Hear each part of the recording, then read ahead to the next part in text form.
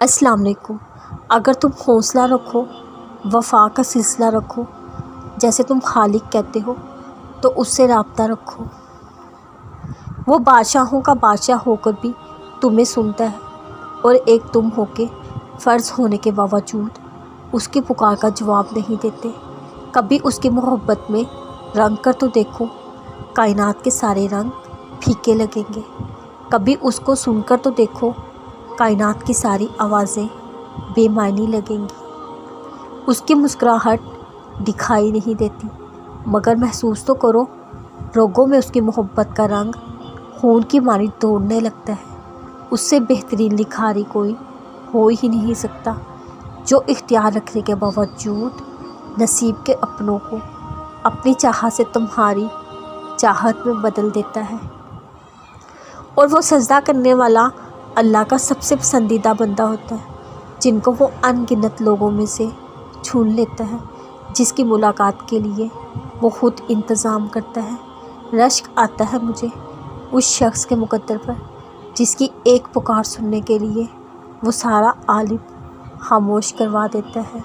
جب تم سجدے پہ سجدہ کرتے ہو، جب تم سانس لیے بغیر بے ساختہ اس کا نام پکارنے لگتے ہو، تب وہ تمہیں دیکھ کر مسکراتا ہے، تب وہ تمہارے یقین کا بھرم رکھ لیتا ہے، تمہارے مان کی لاج رکھ لیتا ہے، سارے وسوسوں کو ختم کر دیتا ہے۔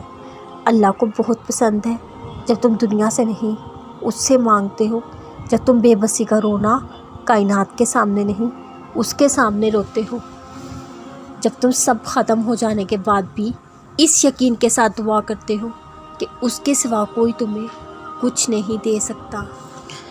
کبھی کبھار وہ تمہارے ارادوں کو اس لیے ناکام کر دیتا ہے تاکہ وہ تمہیں تم سے بچا سکے، کیونکہ کچھ چیزیں تمہاری سمجھ میں بالکل نہیں آ سکتی، اس لیے اللہ پاک نے کچھ جواب بس خود تک رکھے ہیں۔